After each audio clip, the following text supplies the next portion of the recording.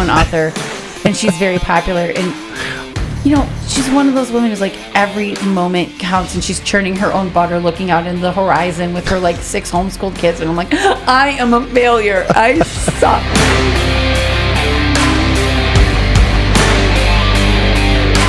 Now we're talking.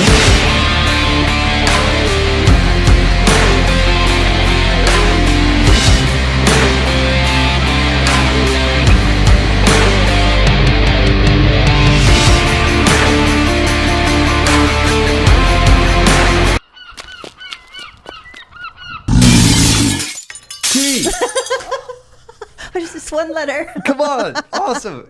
I'm so happy you guys are here. We're so excited to be here. I'm just, it's kind of surreal to me for me to be on this podcast with you, because I've been following your ministry and your family now for years now.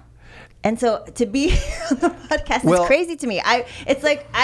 This is the podcast that I listen to on my awesome. LA traffic. Yeah, that's awesome. Yeah. And actually, you definitely inspired this particular conversation, because just following you and what you've been doing online and what you've been doing in different places, and then also connecting with you probably about a year ago when Charlie Shamp and I were in town. Yes. And I was came thinking, to watch you guys preach. Yeah, exactly. And I was thinking, like look at what God's doing in your life. I wonder if there are others in the greater LA area that are like where the Lord's doing stuff in their lives, and they're kind of just in the trenches. They're doing stuff on the front lines of entertainment and just being an influencer, but yet there's this very supernatural dynamic, this very prophetic-y kind of thing. Yeah. And like just looking at the new front lines of ministry within the entertainment kind of space. Yes. So seeing it as, hey, this is what God's doing in T. God's got to be doing it in the lives of so many others. And that's what we've been discovering all throughout the day today. These incredible people, but you definitely inspired the initial kind of thought of coming here and just hosting these conversations to see what Jesus is doing. Oh my gosh. Yeah. Oh. So here we are. It actually Here we happened. are. I'll tell you one more thing. So Charlie was supposed to be here. Yeah. Charlie Shamp. He's in Pakistan? He's in Pakistan. Yes, I follow his family as well. Yeah, 400,000 people. I saw that last night. Isn't that incredible? That was insane. And I mean, they're bringing up people in wheelchairs and they're getting healed. They brought up, I saw a little boy who was deaf and he could hear, like he was hearing what Charlie was saying on stage. Amazing. Yeah, and did you see the guy that came out of the ambulance? They brought him in the ambulance. I didn't see that And part. Charlie was in the ambulance, and one of our elders and pastors is actually there with Charlie. Was actually, you can hear him in the background, and they're praying for this guy in this ambulance that was basically just about dead, and he comes out of it, like apparently he got healed, and they brought him out on stage. But like when I saw them praying, just a little bit of footage I was just watching today in between conversations, it didn't look like he was going to be going anywhere. This guy, and so apparently the power of God just came on him. And so anyways, Charlie was like, all right, so what? Like, so I shared with him the vision about coming here. He's like, count me in. What are the dates? Okay, great, right? But Charlie's not an administrator at all. So I was like in Moravian Falls just a couple weeks ago. He's like, what are those dates again? I was like, what are you talking about? It's like in 3 weeks, That sounds like me. That sounds like me and my husband talking. Yeah. I'm like, you're going, right, we're going where? What are we doing? And he's like, I've sent you the itinerary 17 times. That's all. Is he more administrative? Yes. Yes. That's awesome. I'm getting there. He inspires me to be that way every day. That's great. Yes. That's great. We'll be meeting tomorrow at noon. Yes. Hoffa and I will sit down and dive into some stuff. Yeah. But anyways, I think with Charlie, like that was like the courage that I needed to actually kind of run with this. Charlie was like, yeah, of course we'll do it. And then I was like, all right, well, I guess Charlie's coming. Andrew's like, you better set up some conversations, And so you helped with that. Yeah. And we're able to make some stuff happen, but we're actually doing it. So this is really cool. This is amazing. And we were just talking about how I saw your Instagram post, and like you're posting pictures of your guys' vans, like your caravan at like 4 a.m. And I was just thinking in my mind, yes, that's exactly. I mean, I come from touring, like you actually tour life. did, but you actually did legit touring where this is what it is. Well, yeah. You're up all night. You might be traveling with kids. Now that's my life. Now I'm traveling with kids.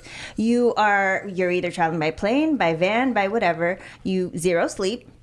And you're going to do it again tomorrow, and you're in a different city tomorrow. That's what it is. Yeah. I said to Andrew, I wish there was like, you can get Crest whitening strips for your teeth. Yes. Yes. Okay, so I wish there was like, it's basically this portable kind of thing that in the old days only dentists could do that, right? Right. So you can do stuff now that only dentists could do.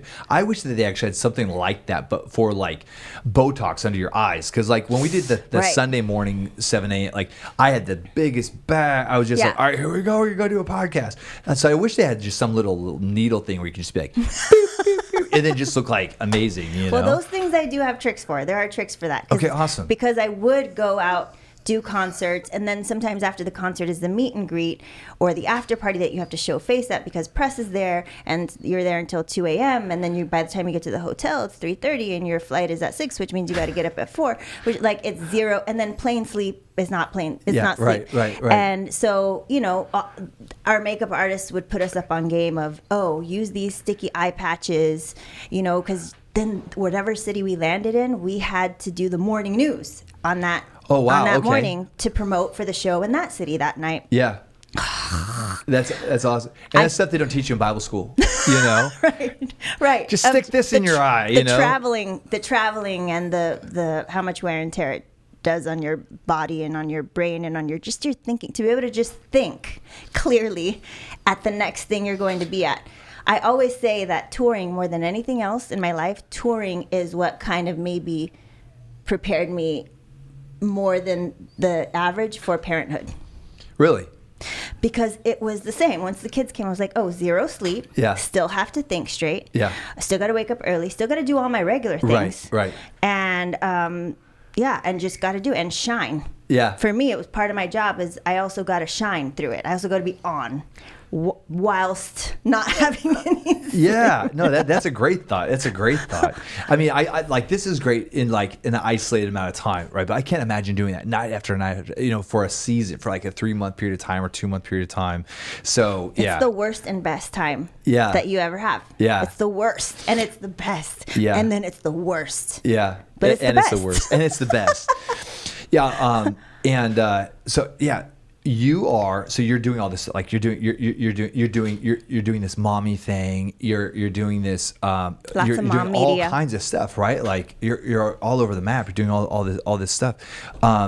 But you're also a supernaturalist. You're prophetic. You're a dreamer. I've never been actually called that before. Yeah. But yes. Well, you're not religious, right? Yeah, you're very connected to Jesus, and you have this very vibrant dynamic with the Lord where he's leading you and guiding you, and so that's what I'm excited to really kind of hear your story as far as this incredible journey is, as far as how you got here. Yeah. And what I thought was really interesting is when we were here in LA last time, you shared with me something I thought was fascinating. You said, I'm also a pastor's kid. Yeah. I was like, what?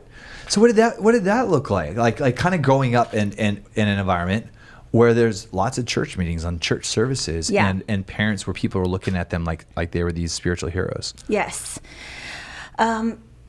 Before they became that, they were the exact opposite. My parents, they had me when they were 14.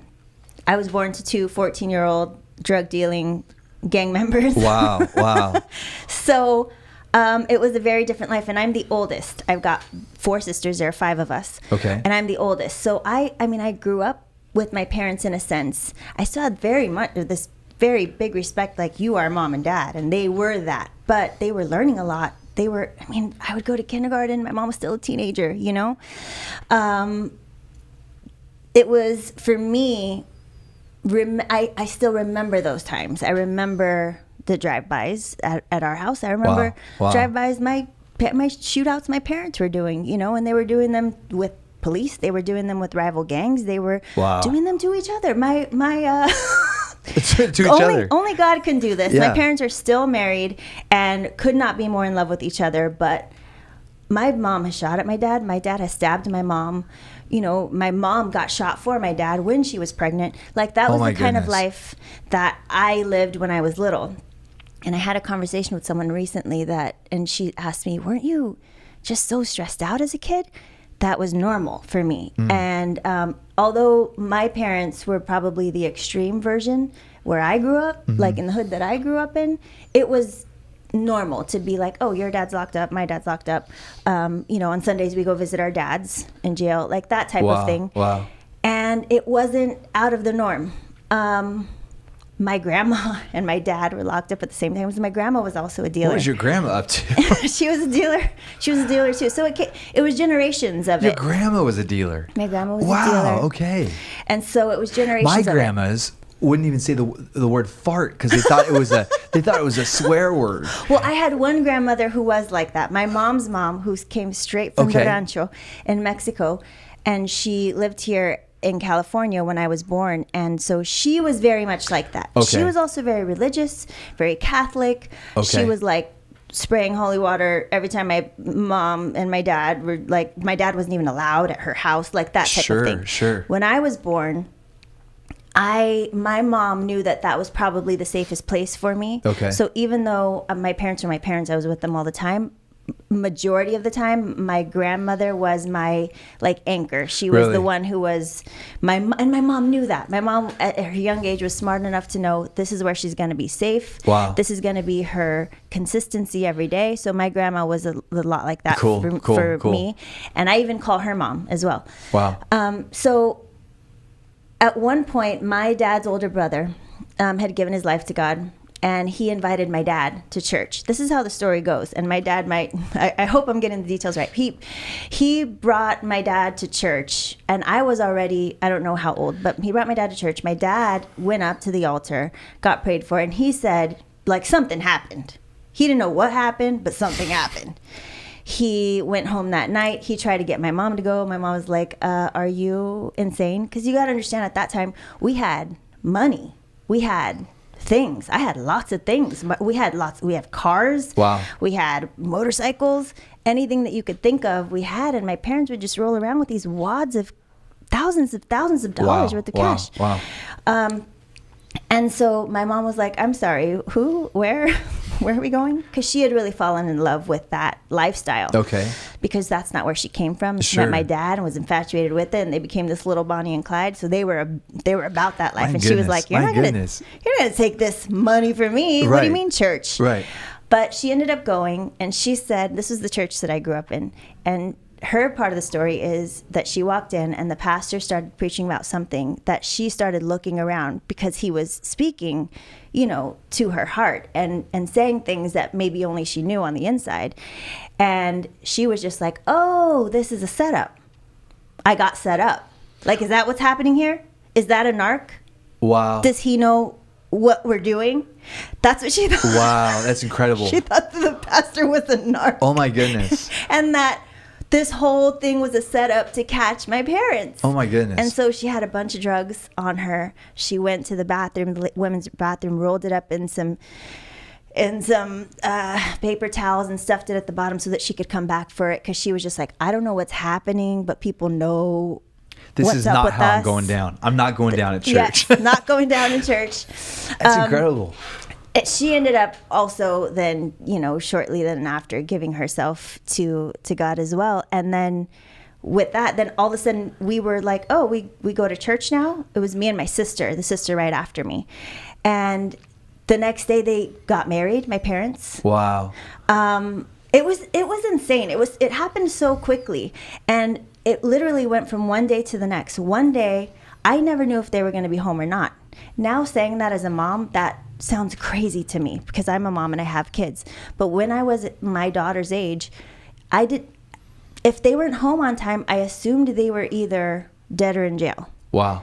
And it's not okay, Wow. Wow. But Wow. then all of a sudden we went to church, and then I saw them get married, and And how old were you when this during this whole kind of? I was probably 6. I was probably my daughter's age, and then my younger sister, the one right after me, was probably my youngest daughter's age. And I remember having her on my lap, my little sister, watching my parents get married. I didn't know what just happened. Like, So at 6 years what old, is you're this not place? really thinking like this is weird or this is like, because you're just kind of observing your parents making these decisions, right? Like you're like, okay, so things are changing.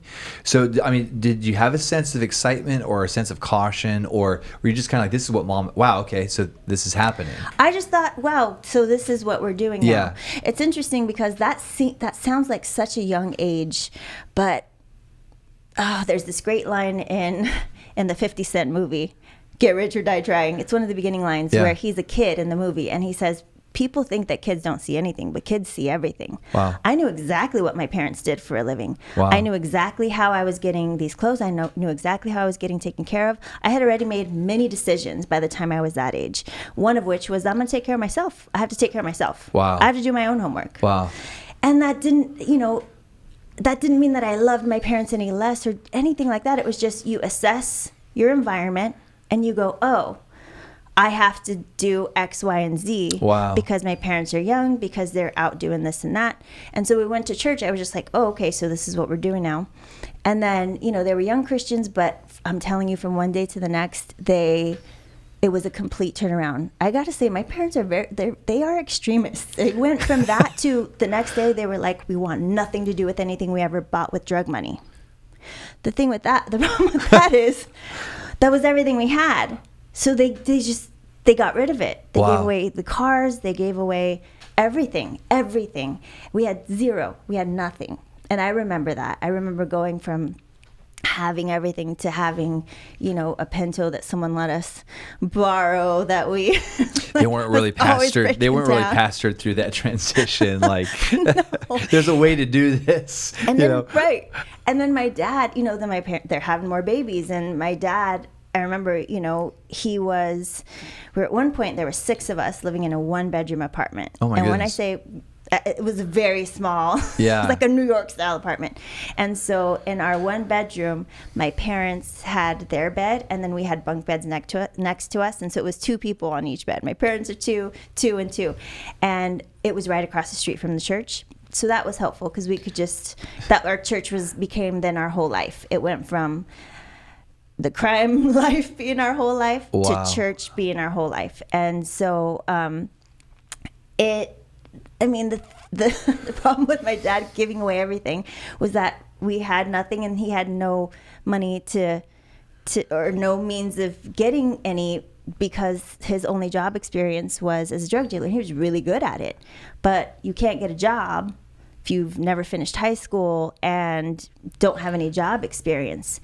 But he took a job making minimum wage at that point. Good for him. And so crazy. So I don't know how they did that, but they sure did. And he didn't have any job experience, so that was the best job he could get, and he was trying to take care of all of us. And during those first early church years, I remember there was just not a lot. That we didn't have a lot. Our car kept getting repossessed. It got repossessed on Christmas. Oh no! Time, and we left all of our presents. So Mexicans have Christmas then on Christmas Eve.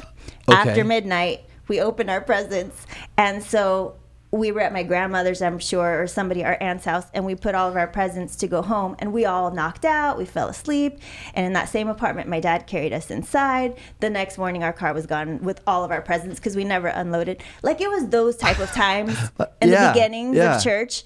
But of course, I also remember. Who wants to be a Christian? Right. Right? Like, who wants to sign up? Like, yeah, no. But I also remember during those times were the times when people would just come and randomly drop off crazy amounts of groceries at our house. Wow.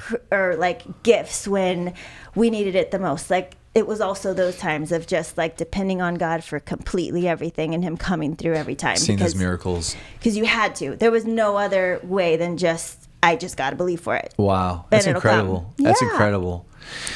And after that, my dad, on some old charges from before they became Christian, he ended up having to go back to jail. And we would go visit him. My mom would take us to go visit him in jail. And while he was there, he started a Bible study, did all that stuff. He's got crazy stories from being in prison when...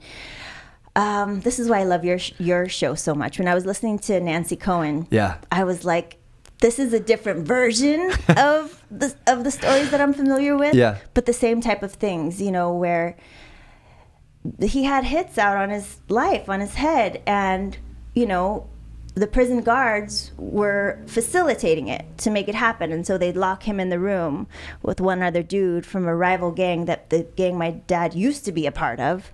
And he couldn't kill him. Really? The other guy couldn't kill him and would give his life to God. Like crazy, he would try and wouldn't be able to. Try, and then he would just break down and... Oh my goodness. And it was this crazy thing going on in prison. And that was the beginning of church. And those are the stories that I'm used to. Those are the things that I was so used to happening all around me all the time.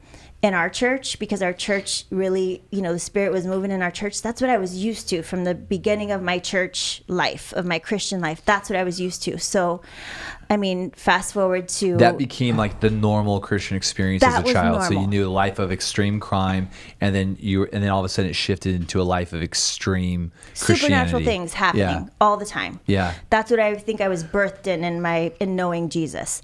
And so... I mean, fast forward to when I came here to LA, I didn't find churches like that. And so that disappointed me. Totally. But going back to my childhood, so my dad started preaching. My mom's a singer. She would sing, so then they would travel. He would preach and she would sing. And then he would do a lot of like the Spanish services, and him and his partner, my uncle, we would call him Uncle Mundo, who's since passed away. My dad would be on fire doing the English version and he would be on fire doing the Spanish, and they were both tag teaming on stage. Yeah, that's awesome. And we would be there. And of course, there's many a Denny's night after church where you know how it is being a church kid and being a preacher's kid. Your face is always stuck to the seat of a Denny's at 12 midnight before Right. you got to get up for school the next morning, try to figure out how you're going to do your homework. And it was Sunday morning service, Sunday night, Monday prayer meeting, Tuesday choir practice, Wednesday night service, Thursday Bible study. And traveling a lot. Traveling a lot, but at some point, my dad had a regular job and we were getting older, and so he didn't travel as much after a while. It was us at home and him preaching at churches that he could drive to. Okay. Yeah. Yeah. And Bible studies at our house, so like all of that. The preachers' kids are always the one that are having to come home, make sure the house is set up. We're the ones cleaning all day and night for everyone who's going to come over. And those nights where my parents they would just have to leave on call all the time to go pray for someone. Wow. Or counsel someone, marriage counselors, but like at 2 a.m. because something domestically went very badly. And they also come from that life. And so they were the ones to call for that. And I was the oldest. So there were things that I did resent about it at that time because I was always left in charge then and having to watch all the kids, not just my parents' kids, but everybody at the Bible studies kids. If they went on an outreach, guess who was volunteered? And I didn't volunteer. Sure, I was volunteered. Those. Yeah, I remember being at, because my parents were pastors as well, and just in the days of the landline, right? Like we don't have a landline. I don't know if you guys. We don't, but I have taught my kids how to call my parents on Alexa just in case anything Oh, for real? On Alexa? Yes. Alexa and Google Home. Yeah. So I remember the phone ringing, the landline ringing in the middle of the night, Yes. 12, 1, 2 a.m. And that was just kind of the deal. If the phone rang, my parents would always answer. And if they were being called out, my dad would just, and so there was an era where that was just the deal in ministry. There was really no, this isn't true of all ministries, but there's kind of this expectation where if you're going to go into ministry, there can it's the death of all boundaries, right? Yes. It's like ministry first, family second. Yeah. You put God first, and that means that you're putting the little lambs first, and Yep. and Yeah. so I remember that kind of thing. Versus nowadays, just my team has my cell phone number. If my phone rings in the middle of the night, it's downstairs. I don't even have it in reach. You know what I'm saying? So Right. So God bless our parents, those pioneering generations. Oh, I think about it all the time because I don't know how they balanced it from a parent's perspective. For me, I'm now a parent, so I understand there have been times when work calls or something else happens or there are times now when someone will call because they need prayer or something like that, and my kids are there, and I have to now set boundaries and make sure that my kids are also okay. And if it's an okay time for me to do that, I will. Sure. If it's an emergency, we'll figure that out. But when my parents were doing it, you're right. There was an expectation on them. There was a lot of pressure on them that if you're going to minister, you better be available at all times, all day, all night, all of that. And for the kids, it was tough because I think I assumed that if anything happened at school on a Wednesday night or a Sunday night, like that just wasn't going to happen for my family. Like my parents weren't going to come to that, even if it was a really special thing. Oh, wow. Okay. Although later on, they, like high school age, they did start making those exceptions. But yeah, it was, I almost assumed it. And so the great part about having ministers as parents, you know, who were actively in ministry, the great part was that I learned so much, and I still learn so much. Like my dad still is preaching and my mom is still singing. But, you know, the tough part when I was a kid was trying to figure out where my value was in the family. Yeah, absolutely. Absolutely. Now, at a pretty young age, you got discovered, if I remember your story right. So imagine when all this stuff was happening. I mean, I can just kind of see you just like hanging out, watching your siblings like singing these little songs, you know, and all of a sudden it was like, oh, I've got a voice, right? Like, because what did that look like at a young age? All of a sudden, being recognized for this gift and recognizing that, wow, I think I've got a gift to sing, something that people will really appreciate. What's funny is I didn't know that I could actually sing for the longest time. I just thought everyone could sing. until one day I heard someone who not everybody can sing. Even people that sing, a lot of them can't sing, but yeah. And it was confusing to me because I remember thinking, why can't they stay on the note? Like, why? I was confused. Yeah. And that's when I realized, oh, maybe it's something special that I can sing. And the other part of that is that my mom is a singer, so I always heard her singing. So to me, it was the most natural thing in the world. Like, you sing, and you sing it the way the song goes. And I couldn't understand why people couldn't do that. So once I realized I can sing, I really then, once I recognized it as a gift and something special, I really started to love it. And I loved singing. I loved it so much, but I was painfully shy. And almost the opposite of my mom. My mom is super bold. My mom is, she's feisty. Yeah. And I just wasn't. And so I hid it for a long time, even from my parents. I didn't want them to know that I could sing. Okay. Because I thought they're going to make me sing. You have to go on tour with the family. No, I thought, mom and dad. I just thought they were going to, you know, I thought out of their own pride for me, like pride for their daughter, they were going to be like, look, she can sing, do it. Yeah. And that was when I'm saying painfully shy, there were times when if I felt like my outfit was too cute in elementary school, I would just cry and not go to school because I'm like, I don't want anybody to say anything. Like, I did not want to talk. You didn't want any special attention. I didn't want any special attention whatsoever. Mm-hmm. So for me to get up on a stage and act like I'm something more than anybody who's not on the stage, the thought just, it was paralyzing. And so I hid it for a long time. And finally my mom realized that I could sing. And she also, as a singer, knew that I loved it. And so she took me a couple of places where we would, record a little bit, not at a studio or anything, but just a little karaoke thing. And she'd save the tape and she'd play it for everybody. And I'm like, oh my God, my worst nightmare. They would want me to sing in church. I was like, nope, absolutely not. Absolutely not. And the other thing was, singing in church for me was, it just wasn't the same thing as performing a song. For me, that was so different. And at least with performing a song, there was a sense of control I had over it. Mm-hmm. And singing in church and singing for God, I had no control. And that terrified me because it was really, I think when God gives you a gift and you are pouring out that gift, it's you touching his hand, it's your hand touching his hand. And I think it was overwhelming for me as a young girl. So the first time I even attempted it in church, I was probably a junior in high school, but I'd been singing my whole life and loving it my whole life. And I even knew that I wanted to do music. Wow. And then same thing at school. I did it once at school and that's it. So 2 years later, I'm on tour, and people from my school were like, wait, you sing? Since when? They had no idea. That's incredible. Yeah. And now there was some sort of video that you posted, I think, on Instagram the other day.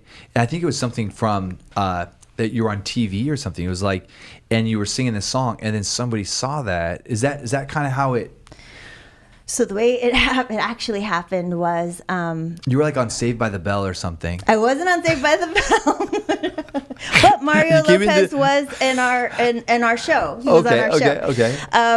Awesome. By the way, so funny. I knew what I wanted to do.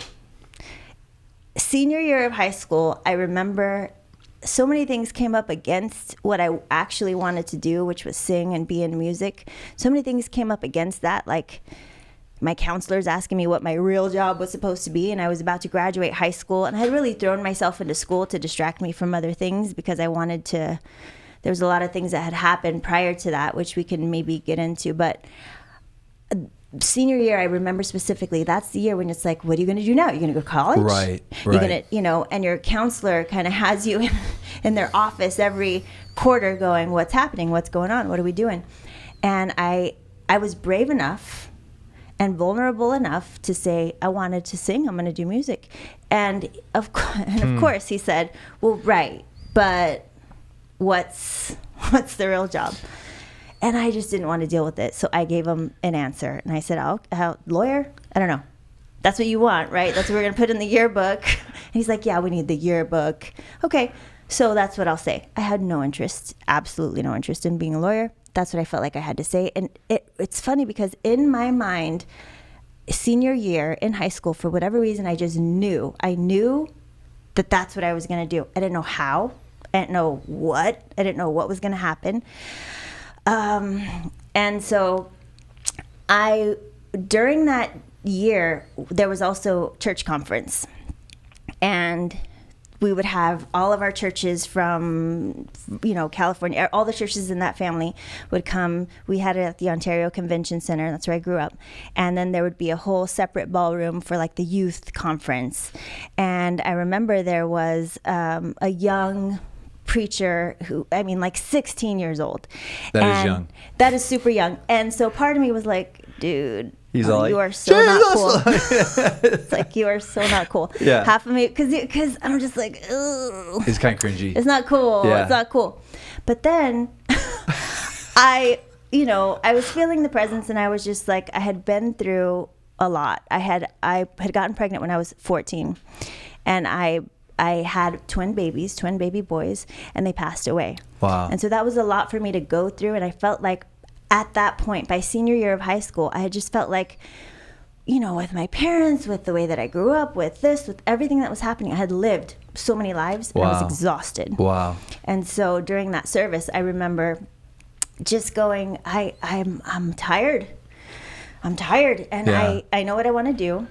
And I know that it's something that you've put in me. This is me talking to God. Mm-hmm. I know that this is something you've put in me to do. So you're going to have to make it happen. I have zero contacts. I don't, I've gone through this thing in my life that I still was bearing the scars on my actual physical body. Wow. And I was like, that's not, these were the times of Britney Spears. I was like, nobody's going to sign a person who can't wear a crop top. You know what I mean? That was my thinking at that time. And so I just said, I can't. So you're going to have to do it. And this sounds hilarious to me as I'm saying it out loud. And in return, Lord, what I will do is basically like, I'll surrender to you. Sure. It wasn't a full surrender. It was me going like, I'll be good. Wow. I'll give you, Wow. I'll stop doing all the things that I'm doing because I'm tired and I can't do it anymore. So I'll do that, and you, in return, this is what so like you were like bargaining with God. You were like working out like a deal with him. Yes. Like I'll be good. All right, I'll do things your way. Yeah. But you do things my way. Mm-hmm. Sweet. Okay. Because I think I was still a little mad. I was still upset. I still maybe hadn't forgiven God completely for the deaths of the babies, and so that was all the submission that I could give, I think, at that moment. But but the cool part is that you're here. You're in the presence of God, and you're acknowledging Him, and you're having this very honest, this brutally honest. So even if it's not, I just think about David's conversations with God. They're like theologically incorrect, and they're messy. They're messy conversations, and yet God loved it. And I'm thinking about that just as you're telling this story. Yeah. Like, here's this conversation that maybe is a little, it's not maybe, but here God is hearing it, and he's so engaged with it because it's spirit and in truth. It's real with where you're at, your age, all your experiences, and here you are in that place. It's really interesting. So engaged, and I felt it. That's the crazy thing. I felt it, but at the same time, I still felt the need to test it because as much as I knew in my spirit what was happening, there's still that, second guessing that you're like, yeah, but I need a sign. And so I said, so that's the deal. But if that's what's going to happen, I need you to give me a sign. And I need it right now. Within seconds, the young preacher on stage says, he stops preaching. He's like, I'm sorry, is there a Christina here? And I was so shocked that I didn't know. I was like, wait, what? I did not expect it that fast, even though I asked for it right then and there. Wow. Is there a Christina here? God is trying to talk to you. God is saying something. I mean, can you come up? If your name is Christina, will you please come up? So many Christinas went up, right? And I was still kind of shocked. And I was like, I'm not. What just happened? And for me talking myself out of it, part of me talking myself out of it said, that's not what people call me. Right. That's my government name. Right. Not even my mom calls me that. Yeah. It's not my name. Yeah. Nice try. Then the 16-year-old says, but they don't. Oh, first he's praying for all the Christinas. He's like praying. He's like, God bless you, God bless you, God bless you. It's not you. There's still someone out there. Do you have a nickname? Are you called by something else? Every Christine and Christy and everybody went up, right? I'm still there. I'm still in shock, and I can't move. And he's like, God bless you, God bless you, God bless you, God bless you. Finally, by the time I get the nerve to go up, he's prayed for so many people because it's a conference. It's not regular church service. By the time I get to go up, I'm like in the very back. I'm still scared.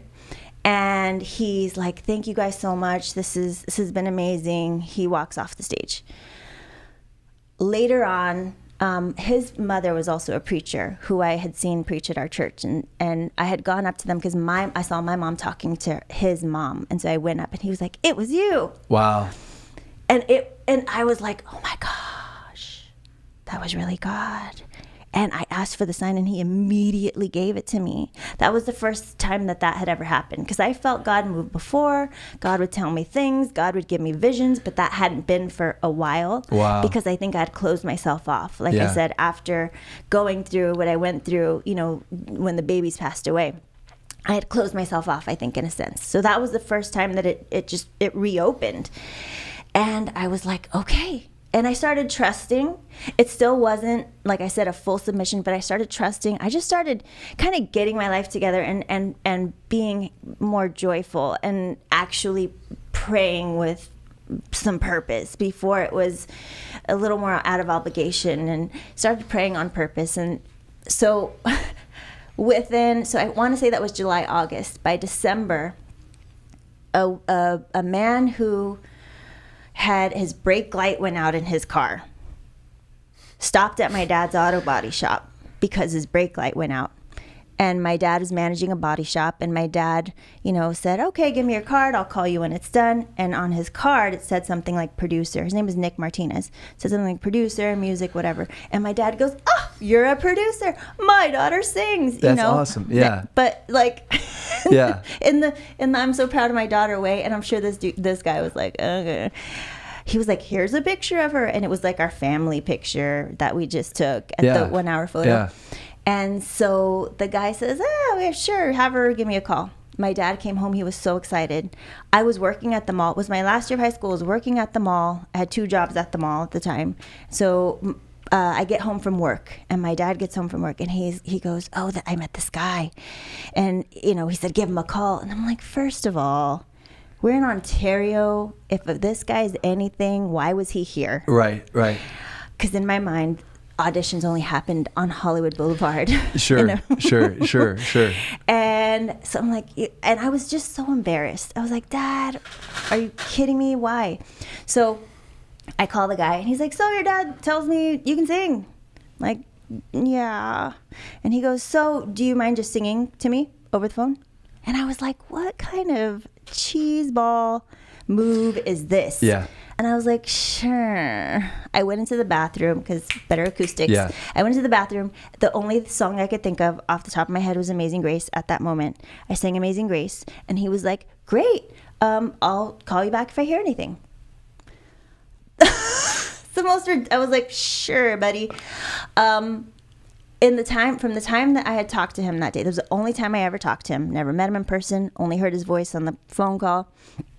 Less than a month later, my dad calls me. I'm at work at the mall. My dad calls me and is like, that guy, he came back because he couldn't find your number. And, here's his number. Call him. So I call him and he goes, hey, so since last time I saw you, I went to this Christmas party. I met these girls. They're looking for a fourth member of their group.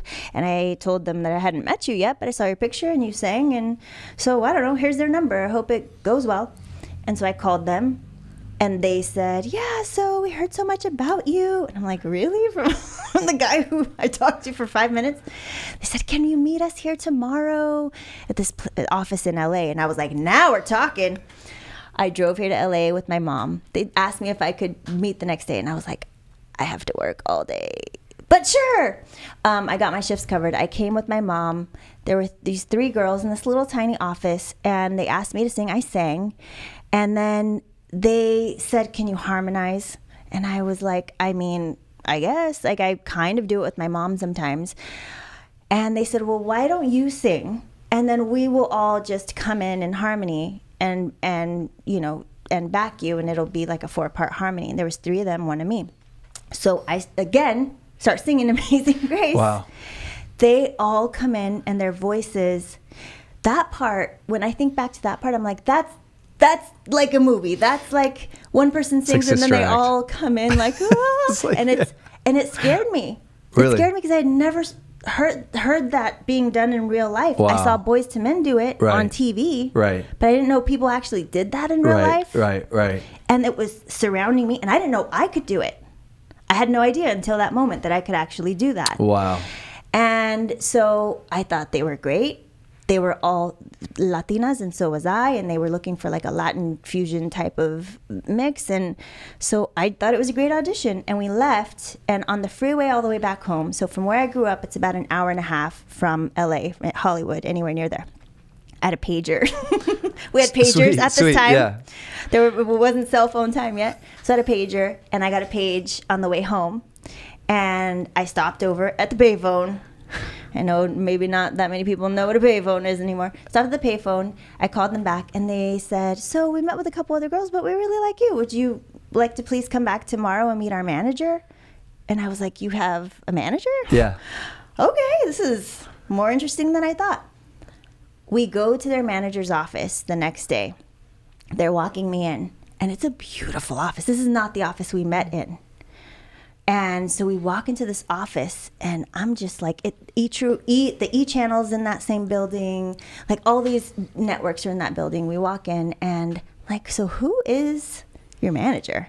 And they go, have you ever heard of Suzanne DePass? And I hadn't heard the name. Yeah. And they said, well, have you ever seen the Jackson 5 movie? And I love the Jackson 5 movie. Yeah. I'm like, yes, of course, 20 billion times. And they said, Vanessa Williams plays the part of Suzanne.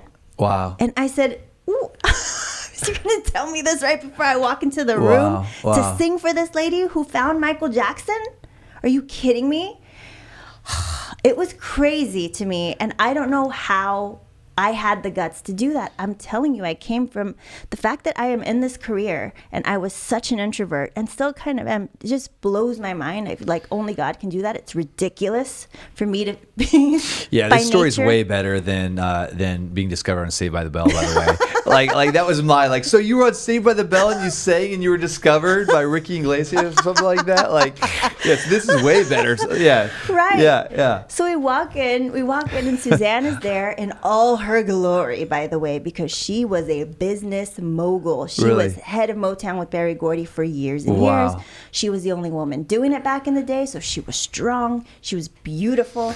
And I don't know how I got through that song, but I did. And she looked at me. And Was she looked at super us. like intimidating or inviting? You know what I'm saying? Like some people are powerful, but they pull the best out of you, and some people are powerful and they're just full on intimidating. Like She was powerful, but she was a woman who I feel, whether she wants to be or not, is a mirror for other women. So she wants you to find your best self Wow. and present it to me. Wow. Because that's what I did in her mind, I think. And so it forced me to do that. that's cool. That's really cool. It forced me to do that in her presence, and it also forced me to do that. I think God knew what he was doing when he put me in a group, as opposed to have me try to do solo by myself. That would Sure. have taken me way longer. Sure. I was like thrown in the deep end. These chicks been doing it for years, professionally, and I have to find my place quick, sink or swim. Wow. Yeah. And I was the youngest in the Yeah. group, so they were Okay. all older. So they had done like professional productions. I had never sang on a studio mic in my life. I'd never been on an airplane in my life, like none of that. So we're in this office with Suzanne. Suzanne, she was a businesswoman, you know, like she heard my voice, she liked my voice. She saw, the problem was we needed 4, now we have 4, problem solved. Okay, tomorrow we're gonna go to the label. And I said, you guys have a record label? They kept me in the dark about all of these things. I think because they wanted to see, you know, my true self and who I was. Sure. So the next day we go to the record label, and they're signed to DreamWorks Records. At the time, DreamWorks had put a lot of money into a record label, and they had people like Nelly Furtado and, Alien Ant Farm, lots of people, and they just had crazy amounts of money, this label. Wow, yeah, Like it was the new one to be signed to. And they had already signed. I did not know any of this until we walked into that room the next day. And so right before the meeting, the girls are talking to me, telling me, so, you know, the reason why we were looking for a 4th member is because we actually got signed as a 4-member group, and one of Okay. our members left. Okay. So before we have another meeting with the label, we needed to fill the slot to walk in and go, hey, lost a member. Don't worry, we got a new one. And she's younger or whatever. Whatever their plan was. And so we walk, they're telling me this, and we're walking into the label. And even just that experience, I can see it now, and I can see us. And I just remember being like, I don't even know where I am right now, but I'm going to follow it because I know that it's right. Suzanne, our manager, was in all her glory, in power suit, powering ahead. And that taught me a lot as well, because it still was very much a man's world. And we walked in, not to the A&R, not to the assistant, but to the head of the label's office. And she was like, hey, I have something to tell you. Remember my group? We got a new member. And it was just accepted. And she wasn't going to accept no for an answer. Wow. And not just that, woman of color. She's a black woman. Yeah. You know? And Yeah. she's walking in with us Latin women. Yeah. And I was 18. And I had just got a license. I didn't know what the heck was happening. I was driving my family van every day for these auditions. My mom would let me borrow the van because I didn't have a car. And I was driving my big old family van over here every day. So we get in where they say that it's fine because Suzanne said it was fine. They tell me, okay, so here's what's going to happen. You are going to receive a monthly check so that you don't go and get a job because we need you to focus on music. You're recording the album. You're going to record all the parts that the old members sang, plus you guys are going to write some more songs. We're going to set you up with this producer and that producer. And I want to say the next couple of weeks, I was on a plane to Miami. I had never been on a plane in my life. Wow. I'd never sung in a studio ever. Wow. So went, recorded an album, it was 0 to 1,000 quickly. And I went from, I would think about the 2 months earlier, whenever it was the 3 months earlier, of me standing in the conference going, you're going to have to do it, God, because I don't even have one contact. How many months did you say? So maybe from August to December. That's incredible. So like five within about 5 months. Yeah. 4 months. My life was different. Yeah, My whole life. You made a deal. You made this crazy deal with God. Yeah. And then God God like confirmed it. Yeah, he confirmed it right then and there. Yes. And then within months, you're just stepping into crazy Joseph-like favor.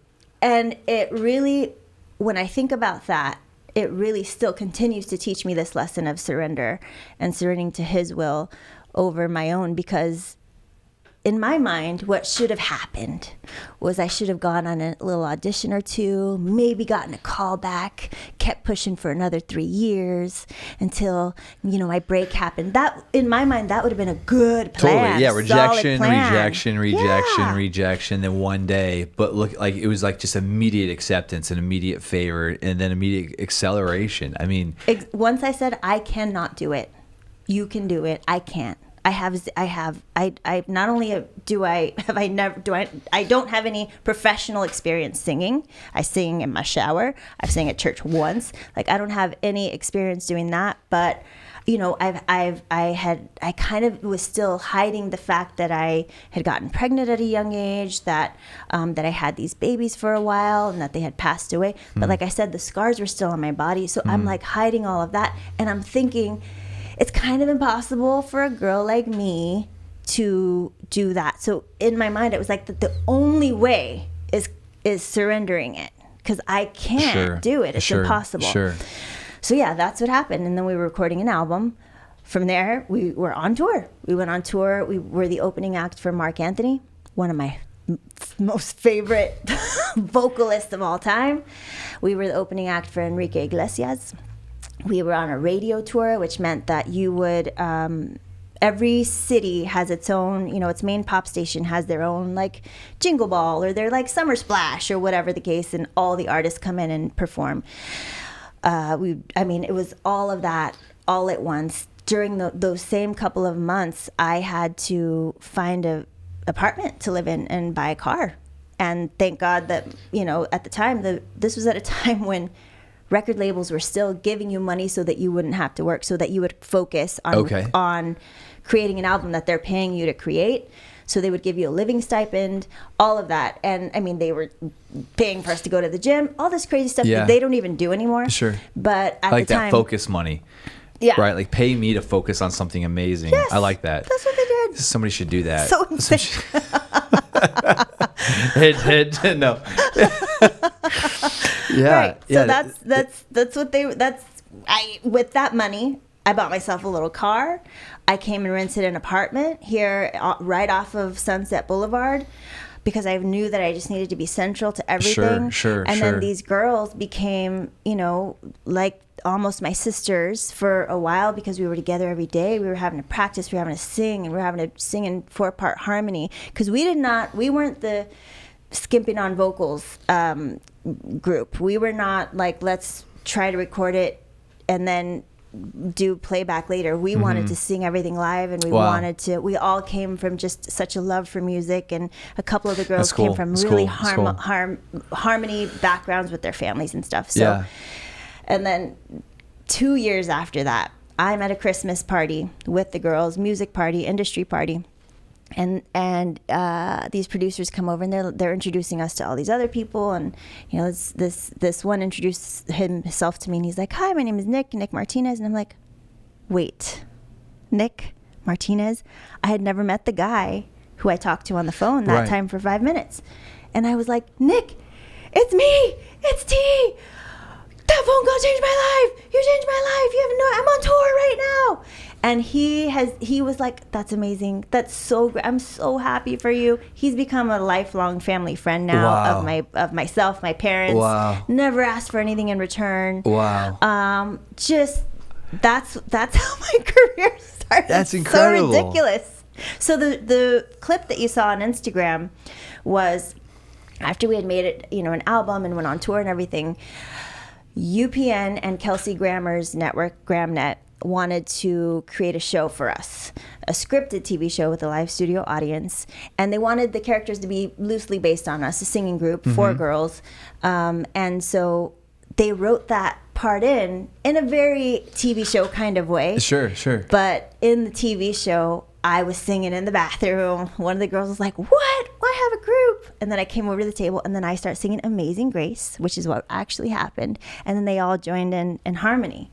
And yeah, that they made a TV show about it. That is so cool. Now, you say a TV show. Was it like one episode, or was this actually like a full on season of episodes? So for that particular project, it was a pilot deal. And then the pilot did not get picked up. Okay. But that's when I really understood what goes into making a TV show, because there was so much that went into that pilot. We had to sit with all kinds of writers and choose which writer we thought was best. I mean, they build the set for it. You're going after script after script after script, table reads, casting the actors, casting the supporting actors.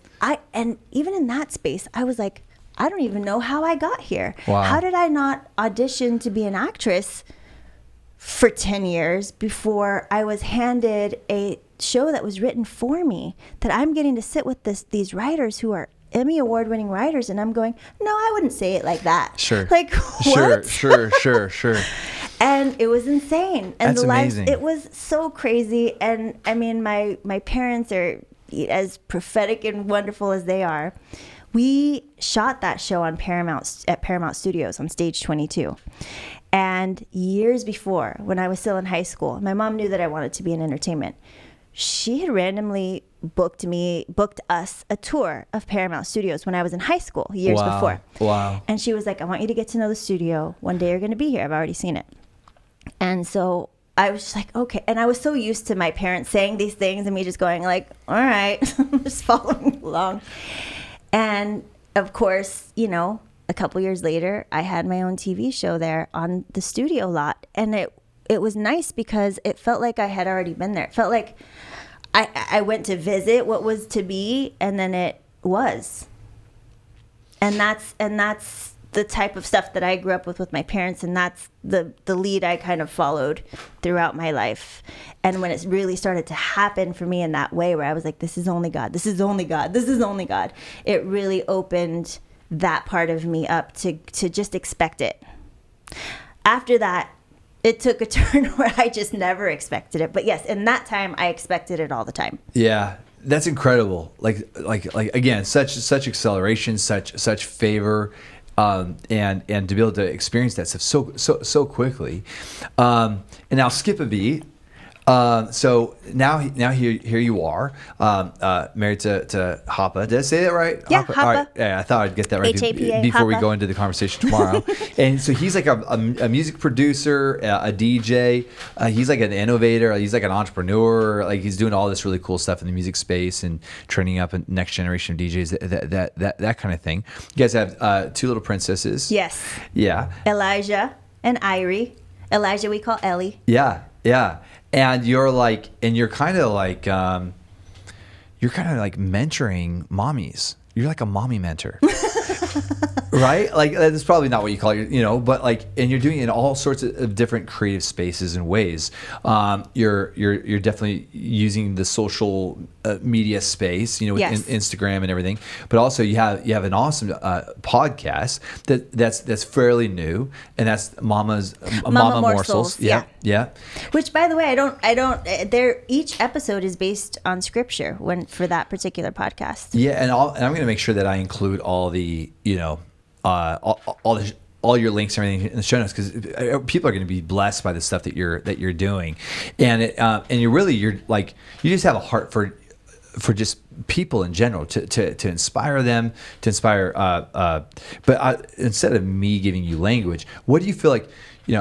Actually, we were having a conversation earlier today about this idea of call versus assignment, and sometimes we confuse our call with our assignment. So sometimes people say, Darren, you're called to be a pastor. Like, well, there'll be a day when maybe I'm not pastoring anymore. Right. So I have a larger call. That's not the, So I see UT. You're doing so many different assignments, all these incredible assignments. If you were to kind of sum it up, as far as what this call, like this thing that God has created you for the earth for this time, how would you kind of sum that up? How would you kind of communicate really that banner that kind of goes over top of everything that you're currently doing right now? For me, it comes down to one word: hope. I had to write myself a mission statement, and because I had to figure out, I had to dig and go, of all these things that I'm actually doing, because I sing, I produce on television, I write for television, I host for TV, I'm on panels, I moderate panels, I'm a podcaster, I've been in radio, all of these things I do, it can make you feel really spread thin. And when you think about, oh, I've got all these jobs, or I have to wear all these hats, it can make you feel exhausted, and it can make you feel a little insane. And it also, there's a little bit of a kind of a when you do many different things, as people say, you know, you're a jack of all trades, but I always hear like master of none, and that doesn't make me feel good, because I'm like, I really work hard at everything that I do. So that wasn't it for me. So I had to really dig and go, what do people get from me? What do people get from my story? What do I feel like I'm actually doing? And I think whether I'm sharing the stories of child loss, or sharing the story about how I grew up and where I am now, and a lot of comments that I get are about being married to Hapa. We're both in music, and to see us married and have kids and have devoted family time, dedicated family time, I think gives people hope that it can be done. Because I remember a time when I was in music and seeing what goes on tour and going like, oh, so marriages aren't really real in this industry. And you lose hope that you'll ever find someone, you know, when you work in this business, that you'll ever find someone that would be of lasting value, the way that I saw my parents, that relationship that was just lasting, that was real. And so I think when I realized that what people get from my story, or what people get from what I do, is a sense of hope that maybe they can either do it too, or that maybe that it is out there, or that, you know, they can pull themselves out of, especially when it comes to the child loss thing. I think when I was there, you're in a grave. Like, I think nobody talks about that. When a baby dies, you die too. Like, if I'm the mom, I died a little. And you have to dig yourself out of a grave in order to continue on. Wow. And you can only do it. You had Patricia King on, who I love, and she always talks about an unapologetic, reckless, you know, crazy hope, you know, and that's the only way to dig yourself out of that grave and to see yourself on the other side of it. And sometimes you've got to see somebody else who's already come out of it and grab onto that in order to drag yourself out. So if that's what I can do for people, if that's what they're getting from me already, if that's what's naturally coming for me, that's what felt right when I recognized that's what it was. So I started to emphasize it and magnify that in everything that I was doing. And so I sat down and I said, what is it that what is my purpose? Like you said, what is your call? What is my purpose? I know I do all the things, but what am I? What am I doing? Yeah. So I wrote it out. And for me, my mission is to ignite vibrant sparks of hope in motherhood, music, and media. So no matter what I'm doing, no matter what hat on I have that day, I'm always only doing one thing. I just do it across different platforms. And when I personally think about it that way, it doesn't make me go insane, because every day I have a different job. Even this week, I'll be a panel moderator, I'll be a host, I'll be a social media influencer on all different days this week, because those will be my different jobs. If I think about that in that way, and then have to also take care of my babies and be a wife and all of that, it will drive me insane. So for me, it's whether I'm having a conversation at a grocery store, or writing a song, or sharing something on a podcast, my mission is to always ignite hope. That's what I'm always doing, just across different platforms. I do one thing, many platforms. How'd you say igniting sparks? Igniting vibrant sparks of hope. That's amazing. In motherhood, music, and media. That is so great. Thanks. I love that. I love that. You know, I even think it's super helpful when it comes to even finding just our centeredness and our identity sometimes. You know, and especially because for most of us, you know, we say, you know, my identity isn't what I do. My identity, you know, is in Christ. My identity is a son or a daughter.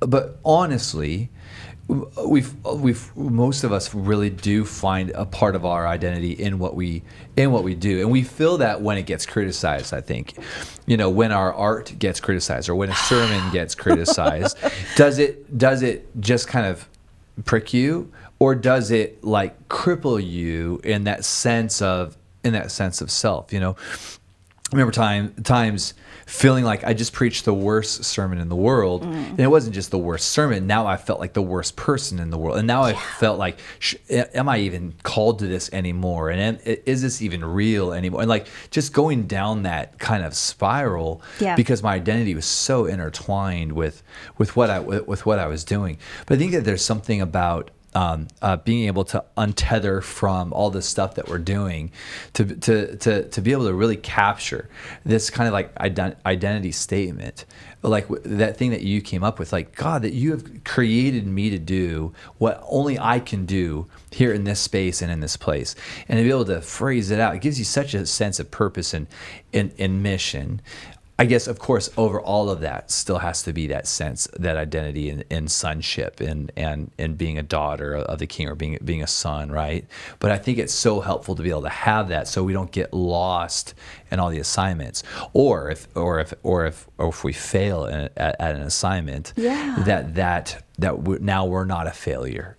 It's also really easy for you to set boundaries then, because everything that's not that, I say no to now. And I used to not be able to do that. As an entertainer, I was taught, you better get out there and hustle. And if anything has remotely anything to do with anything you're doing, you better be at that event. And just in case you meet somebody, just in case you meet the producer you're supposed to meet, just in case, and you had to be at every little thing, or you had to take every single job that was thrown at you. And just for one person to have to handle that, and I did that for a long time. Just for one person to have to handle that is hard. Now, as a mom and as a wife, I was still doing it, I think, especially when I started coming up with, how can I stop compartmentalizing my life and stop being like a rock star over here and a mom over here, because that's getting exhausting. How can I mesh these two together so that it still makes sense for what I do? And when I finally found it, the first brand and show was not the one that I have now. The first one was called Mom Life Yo, and it was live on air. We were interviewing moms every single week. And even with that, building up that brand, building up the mom brand, in my mind, I went, oh, I know how to build a brand. I do this all the time. I reinvent myself all the time. Yeah. So what is it going to take? Go into every single event, every single mom event, and it can deplete you of all of your energy, and you end up not focused on the thing that you are really passionate about. So yes, for me, writing this out, what do I actually do? What's the one thing that I do? It became very easy for me when someone, calls me and says, hey, can you moderate this panel? And it's maybe, something that is a good look. It's cool. Yeah. But if it's not part of my mission, I politely decline, because all that's going to do is take my energy away from everything else that I'm doing, and take it away from myself, and take it away from my family. And I have these three things always running in my mind. Is it helpful? Is it hurtful? Or is it a waste of time? Yeah, that's good. And just because it's a waste of time for me doesn't mean it's a waste of time for someone else in their career. Sure. But it's not helpful or hurtful. It's just going to distract me right now, and can't do it. I have other jobs and my babies. Yeah. Now you're hosting some very important conversations on kingdom topics, but you're not doing these things in churches yet. Right. But you're like, and not that I mean. So I think this is awesome. You're hosting conversations where they need to be hosted, and with people where it's like, to me, it's really, really cool. And you're but like, what are some of the things? Kind of what I'm getting at is this very real relationship that you have with Jesus, where it's like he's speaking to you, he's showing you things, but then all of a sudden it's like Jesus is actually bringing you conversations like, hey, we want you to host a conversation on this particular topic, and you're like, what? Like, so can you kind of would you be willing, and I know that when it comes to your relationship with the Lord, that's a very personal thing, that's a very kind of private thing, but would you be willing to just share with us maybe just a little bit of some of the ways that God is kind of like speaking to you and giving you kind of a heads up on stuff that's coming up, and then maybe just some of the cool conversations that you've been able to kind of host recently? Pastor Darren, I have to say this about one of your videos in particular, and I might get emotional. I'm getting emotional already thinking about it. So I used to have visions when I was younger. And sometimes it would just be a vision. Sometimes it would come with a song. And they stopped for quite a while. And I think, a part of the reason why they stopped was I closed it off. Like I said, for me, going through losing kids, even at that very young age, it's just something really devastating. And it's something that you question God about, but he did get me through it with a sense of everything it was looking forward to something. Mm-hmm. And so when they passed away, one of them passed away when he was a day old, and then the other one passed away when he was a month old. And when the other one passed away, I got a vision of Jesus holding both of them at the gates, right? Both of them together. And the main feeling of the vision was that they're together again. And wow. And I heard the song, we grew up with all the old songs. And so the song that I heard was, we're together again, just praising the Lord. Yeah. We're together again in one accord. Something good is about to happen. Something good is in store. All of that. And it was such a message to me. And what it did was it sealed it up. What I'm realizing now at this time in my life is that he sealed it with a song. And years later, 20 years later, for me, I've been in this business now for 20 years. There's something about 20 years, for me, that's been a running theme. And I've been in this business for 20 years this year, and that's when all this stuff has really started Jesus is putting me in these positions that I'm blown away by. But 20 years after the babies had passed was 2016. And I was on Facebook, and you popped up on a video. And mind you, I did not follow you. Right. Nor was I looking for anything churchy on Facebook. That was not my jam. I was like, I'm not into Facebook church stuff at that time. Yeah. You popped up. I don't even know how you got there. I wasn't following you or anything. You started your video with that song. You came on singing that song. Are you serious? Yes. And it was almost like I had forgotten. I had forgotten that I used to even have visions. I forgot all of that. And it was the song that when I heard it, God was like, it's time. Wow. And he unlocked it. And from then on, of course, I followed your ministry and all of that. But it was the song that, he sealed it with the song. The key was the song. He sealed it with the song, and then he unlocked it again with the song. And he was like, it's time. It had been 20 years since their passing. I started getting the craziest visions of all time. And they were coming in hot. They were coming in quick. And I almost didn't know what to do with them because I hadn't been in walking with Jesus like I was in my younger years. I still prayed, just all that stuff. I was still like, I'm doing good things. Yeah. But I definitely was in a space of, I had just had these two girls, my two babies, my two girls that I have now. And I was in this postpartum crazy, still trying to hold my career together. I don't know what's going on. Maybe we should make a mom show. All of these, I was all over the place in a sense, and I was trying to control it by just me. I wasn't even calling on God for those things anymore. That's the space that I was in. And so that song definitely unlocked something. And then I started having all these interesting visions. And so since that, that was 2016, now we're 2019.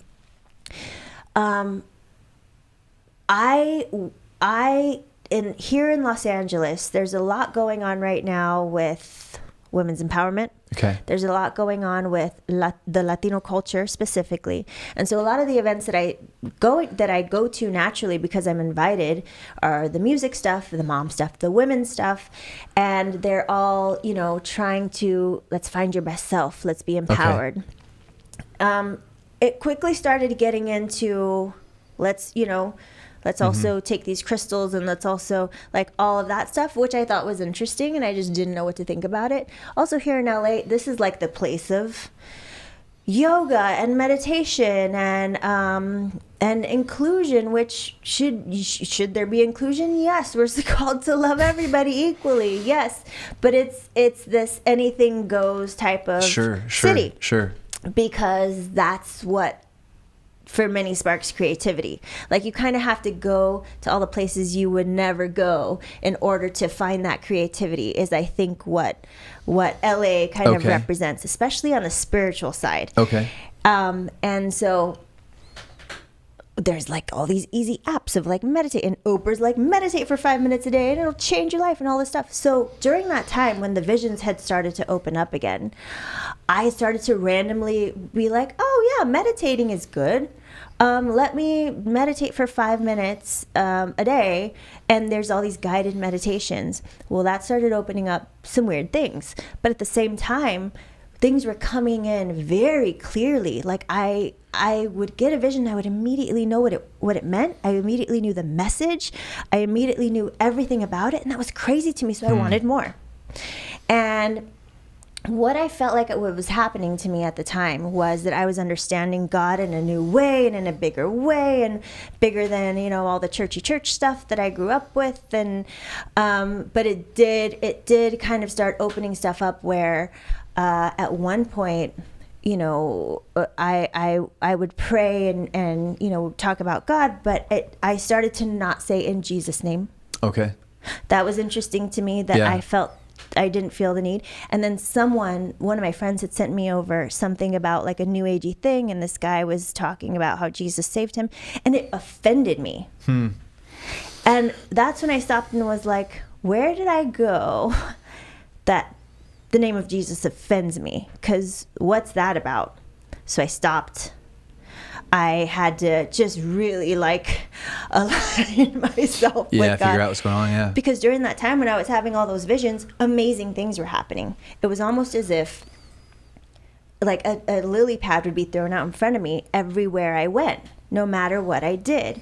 Now looking back, I really feel like the gift, the purposes, all of that was reopened, and not just the heavens felt it, but the whole supernatural realm felt it. And so it was common for me to be like, let's bring her over here and distract her over here. I feel like that's what really happened to me. After coming out of that and realizing what it was, I immediately felt a sense of guilt as a mom for my girls. Because I was like, did I take the covering off of them? What did I invite into my house? Like all of that with those meditations. And so as I was praying, I felt the presence of an angel right behind me. That's never happened to me before. All right. And I felt like I couldn't look because I just couldn't even look. Started speaking in tongues, and he was guiding me through every room in my house. And I realized it was every place that I had was like meditating, right? And I was speaking in tongues, and I felt like it was like a cleansing of my house. Wow. And there were things that I saw in the spirit that day when everything switched over that I could see. It was like I was blind, and now I could see. I could see that they were masquerading as light when I was meditating. And then when that happened, I immediately saw them for what they were. Wow. And I was casting them out of my house, right? I got this huge sense of peace. And after that my girls were protected, right? That they were all good and they were protected. I feel like that was the thing I was most worried about. Are my girls still protected? Is God still protecting my girls? Because I'm supposed to be the covering over them, and here's what I've invited. So after that, I got this huge sense of peace and protection. That very day, I go pick up my kids from school. I show up and the teacher's surprised that I'm there. And I said, or she goes, I thought your husband was coming. And I said, oh no, my husband is in Austin. So she goes, no, he called. He said he was coming to pick up your girls. And I was like, wait, my husband? He goes, yeah. And I go, no, why would he? No, he's in Austin. She goes, no, he said he was running late, but to keep your girls here.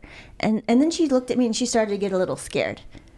And she goes, could it have been your dad or an uncle? I'm like, no, only mommy picks up kids, and that's how it works around here. And she said, well, Ellie's name is, we have another Ellie or Ella, but Irie, no other kid has the name Irie.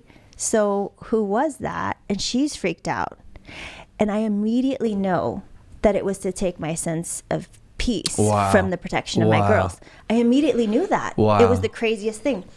And it didn't scare me. That was the thing. It did not scare me. I picked up my girls.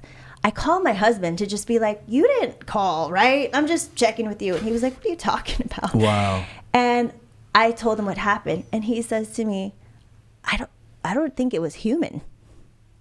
And I was like, okay, so I thought I was going to be crazy by telling you that. Right. But the fact that you're telling me that is just confirming that to me. Okay, interesting.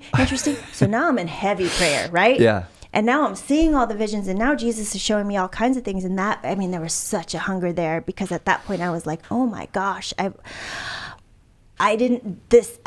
thought this had stopped a long time ago, and I kind of had forgotten about it. But Jesus started taking me places to pray over things. He's making me do all kinds of wacky things when he'll take me somewhere in the spirit, and he's making me do all kinds of interesting things, and he'll have me sing over cities sometimes. Amazing.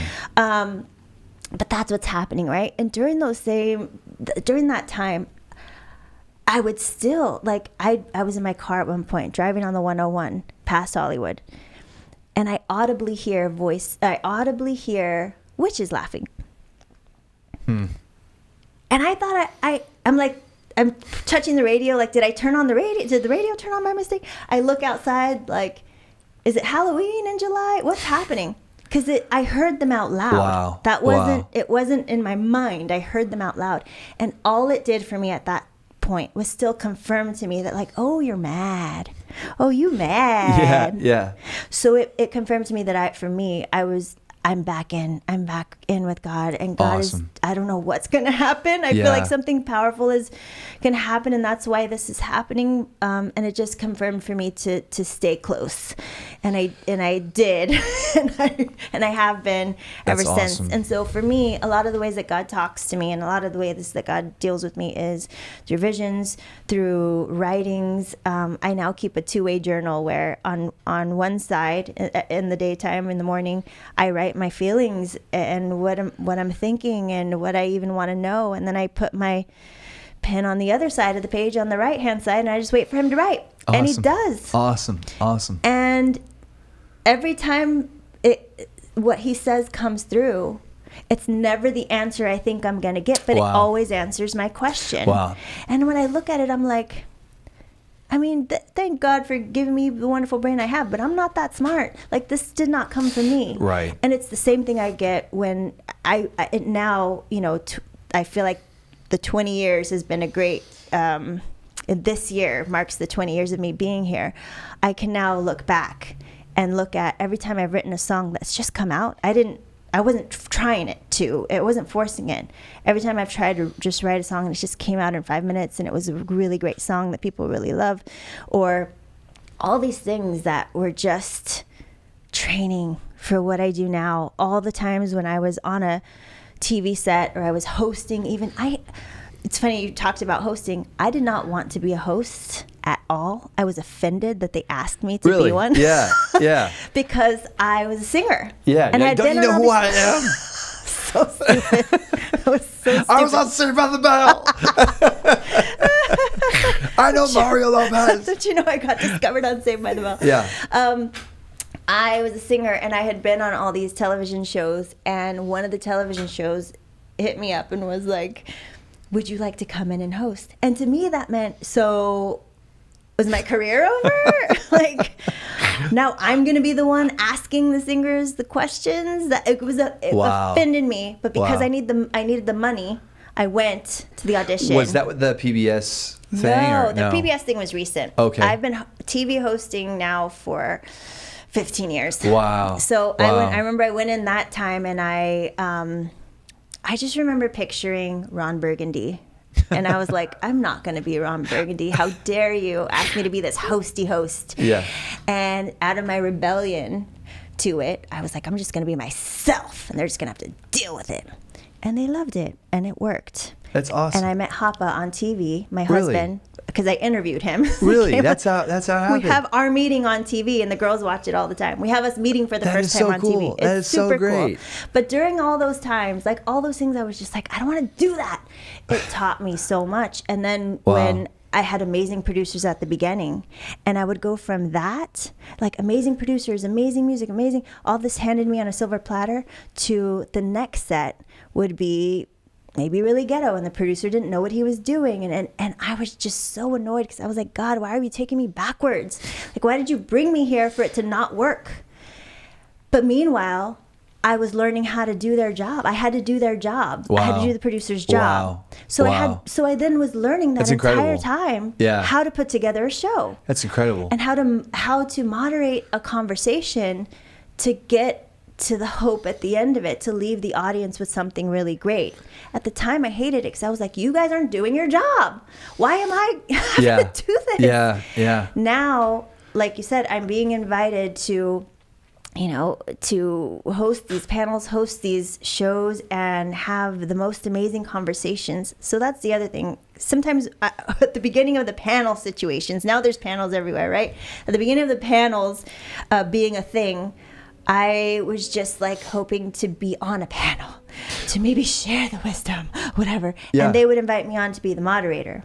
And I'd be like, I mean, that's cool, but... Yeah. But now what I'm able to really do, oh man, I'm in prayer right before that, and I can really set the tone for the conversation and set the tone for what the audience is going to receive. That's amazing. Yeah, that's so cool. It's amazing. It's amazing. And every day I'm like, Jesus, I don't know why you did this, but thank you. And all those times, I think about all those ungrateful, rebellious times, and me going like, why do you even have me here?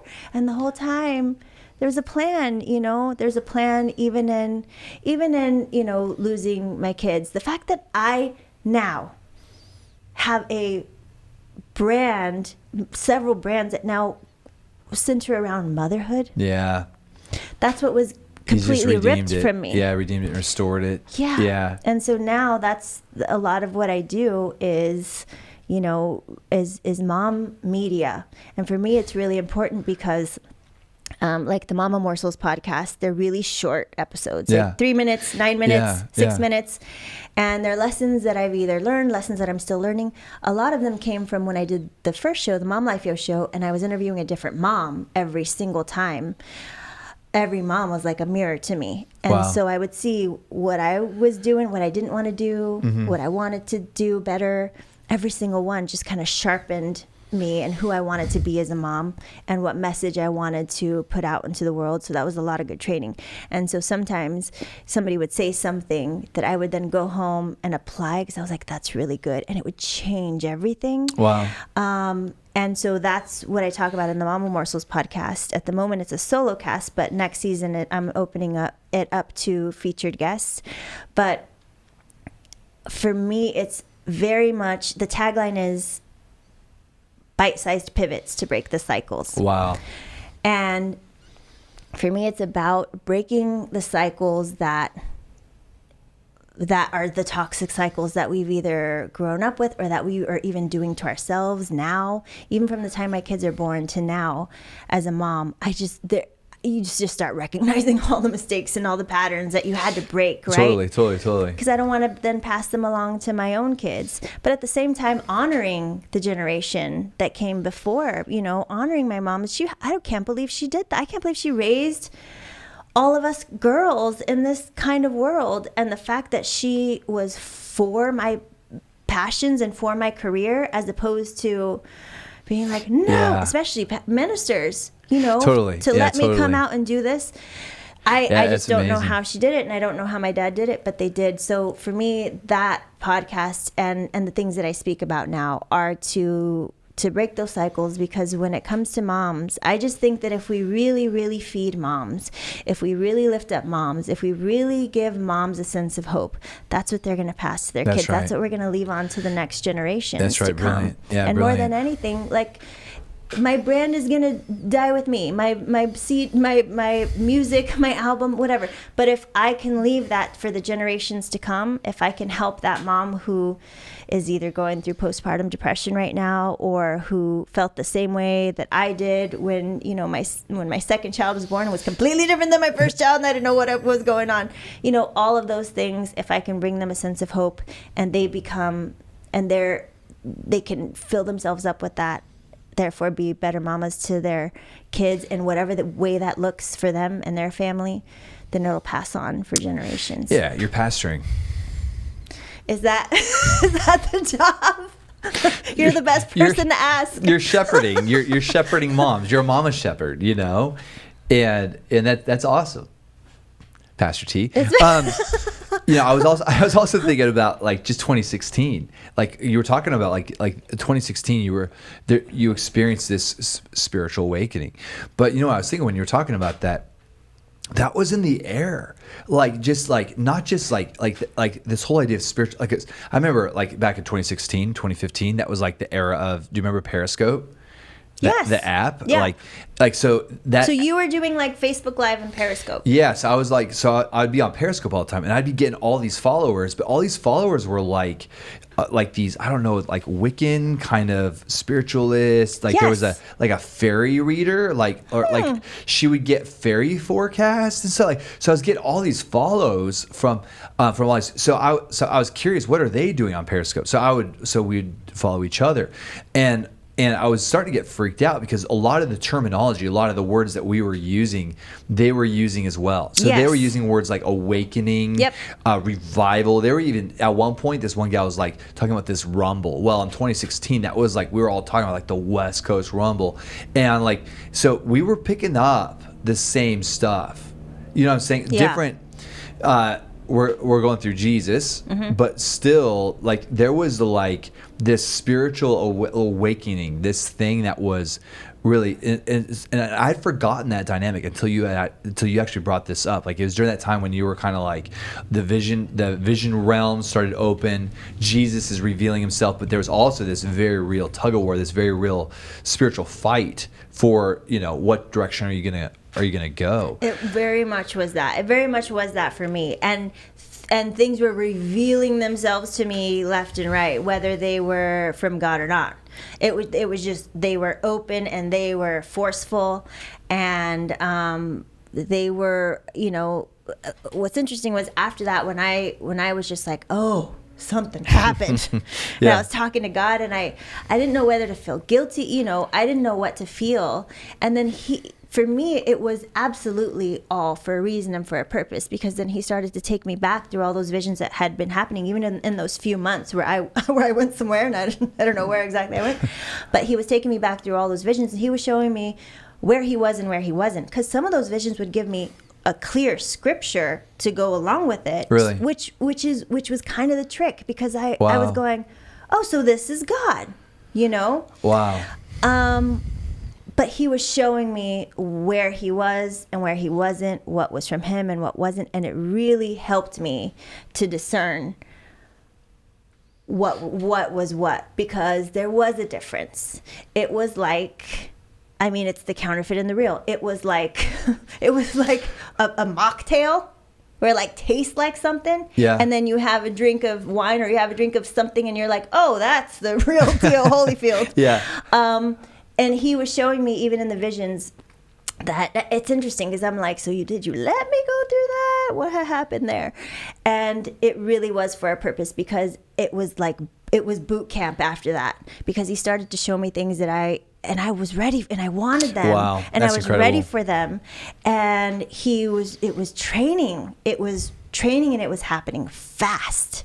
And it got me aligned really quickly. And then from there, it wasn't just about that. Then it was just wanting to be with Jesus in the garden of my heart every day, you know. And from there, like, the more that I got attached and close and feeling of the real, the more everything else was so clearly counterfeit. Wow. And Yeah, it was during that time. It was like boot camp for me, and I was still though trying to figure it out on the surface, because on the surface level there were still things that I was doing. There was even still like things that I was talking about on the show, or things that I was on my old show, or jobs that I was doing that weren't quite aligning there. Sure. But it happened fast. It happened quickly, and then from there, it really changed my whole house. It changed my whole home. It changed my whole family, and it happened quick. And God was telling me that. He was telling me that every time I'd go into a vision, he would tell, there was something about getting my house in order. He was like, get your house in order, because it's coming, and it's coming quick. That was always the message. And I was like, what is coming? Tell me. It was all good. I felt like it was going to be good. But I remember sitting and having a conversation with someone that I really trusted, who is a really great friend of mine. And she also grew up in church. And I was like, something's happening. I don't know what's happening. I don't know what God's about to make me do. And she's like what? Like some type of ministry? I'm like, I think so. And I'm scared. I didn't know what was going to happen. Yeah. I didn't know what that was going to look like. I didn't know, did that mean I have to quit my show and go teach children's ministry at church? I didn't know what that meant. Sure. But he slowly but surely, I'm not going to say quickly but surely, started just chiseling it down to what it was supposed to be. And my husband, Hapa, who you'll talk to, he went to church when he was younger. Didn't necessarily grow up in the same things that I did. Sure. And I think I held back a lot from him because I was too afraid to scare him. Be like, and then my dad cast out a demon and he flew up and down. And I wouldn't tell him all that. But then he saw me just like in the Word every day. And there were things that I was praying over him and he didn't even know, and things that God was showing me about him that I hadn't shared yet with my husband, that I just kept in my heart and kept praying for them. And what I didn't understand what was happening at the time is because God would give me a vision of my husband, or a vision of my family. And at the time for me, it didn't seem impossible. But again, like the singing thing, I was like, maybe in about 3 years, that'll be the level of my husband's faith. It's going to grow, and I'm going to be so happy when that happens. What I realized now was happening was that it was me in the heavens, having the heavenly perspective, and God showing me, no, here's time. I'm outside of time. Here's time. Here's what's already happened. This is not me giving you a vision of what I'm hoping to do. This has happened. So now when you pray it, you're calling it to earth. That's right. So I didn't understand why I would see something and be like, okay, I'm going to pray over that and pray over it. And it would happen within, days or a month or something like that. And that's what happened even with my husband. And I've told him this recently. You accelerate time when you step out of it, right? Like when you begin to see reality through the Father's eyes, and then now you're not just praying your desires, now you're praying the Father's desires with that kind of radical faith, because you've seen it. Because I've seen it. I've seen it. So for me, it's always there's a vision or I can write it. For me, it's either vision form, song form. He will give me a song, or writing it out. That's just the way he speaks to me. And I would see it. And I've told my husband this already, but even, on one particular day, like it was my birthday, and I was just like, okay, here's what I want, God. Here's what I've been seeing. Here's what I'm praying that's going to happen. In my mind, I didn't realize at the time, no, that's what's happened. You're just calling it. Here's what I'm praying. And I want to pray for my husband, and I want to surrender him to you, because I want to stop. I don't want to try to make him do the thing. Like, he's just got to come to you, and it's not supposed to be me. Right. I'm not supposed to impose how I think he should have faith or whatever. And I really think we need to get back into church. I would love that, but I didn't really see that for my whole family, because at the time I was taking the girls to church sometimes. Because I was like, I need to go somewhere with these visions. I got to talk to somebody. I talked to you at the time. Yeah. And so I for my birthday, that's what my prayer was. And I was like, so I'm going to give that to you, because that's your department. 3 days later, my husband said, I think we should go to church. I think we should go to church as a family. Wow. And I was like, okay, sure, yeah. And meanwhile, I'm like, oh my gosh. You're like, it's well, happening. if you think so, I mean, I'm, Listen, you know. I've been to church, sure. Yeah. Why not? No, I was rejoicing inside my heart. And then since that day, oh man, the power of having my husband with me, worshiping, and literally the exact visions that I had, I would open my eyes sometimes while we're worshiping and I see it. And it's crazy and it's amazing. And then, of course, that just bleeds into our kids and our family time. And he's got a dad podcast. And I just think for me specifically, it's the moms, it's music, it's media, it's being able to, moderate, produce those conversations in the way that they're uplifting, in the way that they're, for me, I'm always pointing to Jesus, whether that's what we're talking about or not in that conversation. And then for us together as a family, I think for us, it's a really big call for family, and not just family, but family against the things that others would see as adversity, which is the jobs that we do are crazy. Just even being an entrepreneur is crazy, let alone an entrepreneur in entertainment.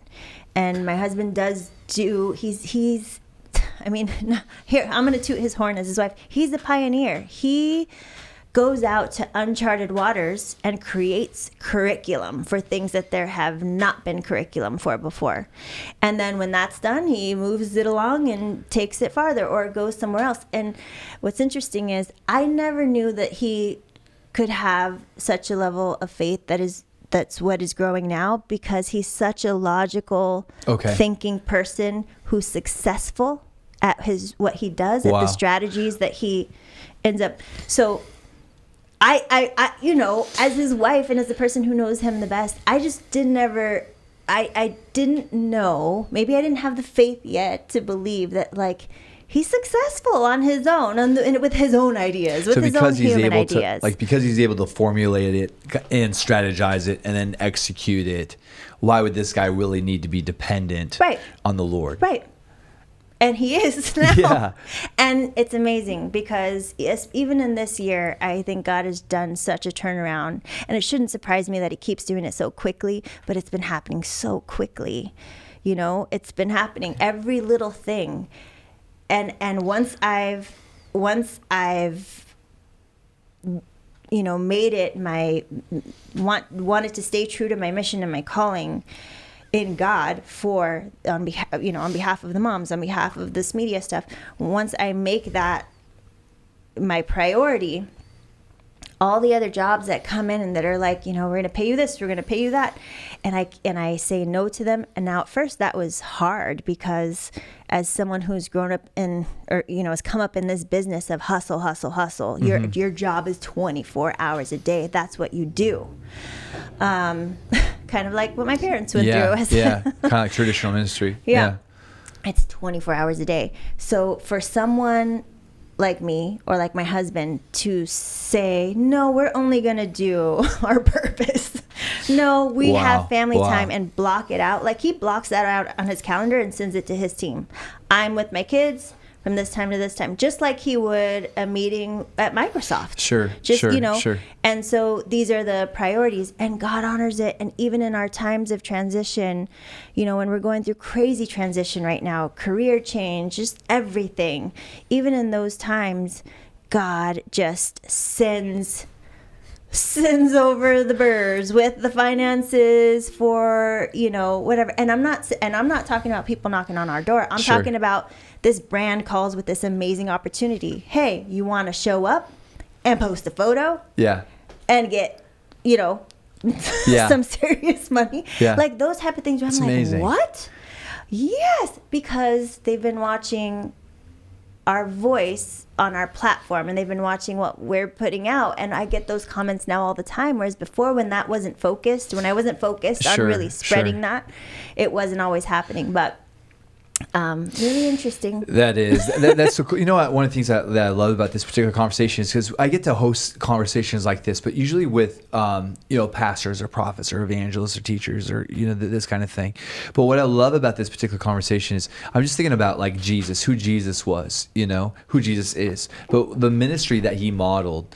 The only title he ever used was son, right? So when we look at the ministry of Jesus, he was a pastor. He's got his 3, he's got his 12, he's got the 7, he's got the 120, he's got his crew, but then he's a teacher. He's got the sermon on. He's doing these sermons. He's the pattern teacher. Right. He's an apostle in that he only does public ministry for 3 years. Right. And then he's crazy he's gonna empower. He's gonna hand the whole corporation over to these 12 guys.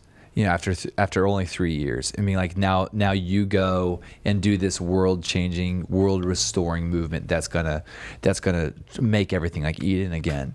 And so like, he's the pattern apostle. He's all of these things, but and I just think about like and that's the invitation. He's like, come and follow me, and I'll train you to do what I do. Come, Yeah. And that's one of the things I love about this particular conversation is we're exposing people to this bigger narrative of what Jesus is doing outside of, most people that would probably follow this podcast, they would follow different ministries and different church services and different conferences, but they might have no idea that Jesus is doing this kind of stuff in LA through apostles, pastors, teachers, prophets, evangelists, but it's not taking place in church meetings and it's not taking place at these church conferences, but there are stages, conferences, convenings, panels, and it's the glory of God is coming and revealing the Son through people like you, through people like your husband, and I think that's incredible. You're not being boxed in by this title of prophet or by this title of pastor, right. But you're getting to serve in whatever function Jesus wants to ignite in you in that place. There's times when you're teaching. There's times when it's almost like you're organically prophesying. Yeah. There's times when you're building. Yeah. And you're building a wineskin and structures. Yes. And this is what Jesus is doing. And it's so unorthodox. But I love the fact that we're getting to expose people tonight to a ministry that is, it's just so powerful. Like Jesus is restoring this earth. Like this is his kingdom agenda and plan, and he's moving wherever he wants. I was writing in my 2-way journal the other day, and I was talking about I was talking to God, saying, I don't even have anything to complain about. God, you are just moving. I see it. It's amazing. I just, all these things, because we're human, these things come about, and I honestly, I just want to be completely free of my old self. And then he wrote back with my hand. He wrote back and said, daughter, you are free. Yes. If you are free, you are free. And if you need the weighty words of a parent to say that to you, then hear your father now say that you are free. Awesome. And he said, why do people run from me to find freedom, just to come back and realize that I am freedom, but then set limits on their creativity? Wow. And that to me was like, what? I wasn't even asking for that one. But it's just what you were saying. It's like even when I want to box myself in, because I used to have to write, even now sometimes when I have to submit a photo because I'm going to be on whatever show, they always ask, well, what title would you like? Yeah. And I'm like, what should I choose this time? TV host and speaker, recording artist, or what?